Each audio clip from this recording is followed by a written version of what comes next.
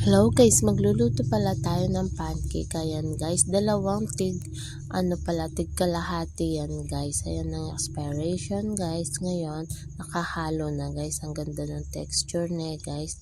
Lagyan natin ng konting asukal guys para medyo may lasa guys. Kaya ayan, lalagyan natin ng asukal natin guys para may lasa. Ang ganda-ganda guys. So, tamang-tama lang yung halo natin dyan.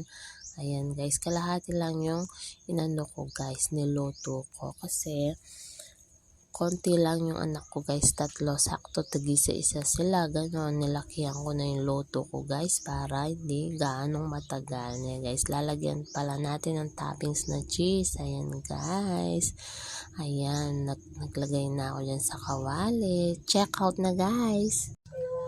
Hello guys, hindi pag ako magluto ng sipo yan. Gustong gusto ko ulamin ito guys. Favorite namin to guys. Kaya nagluto ako na guys.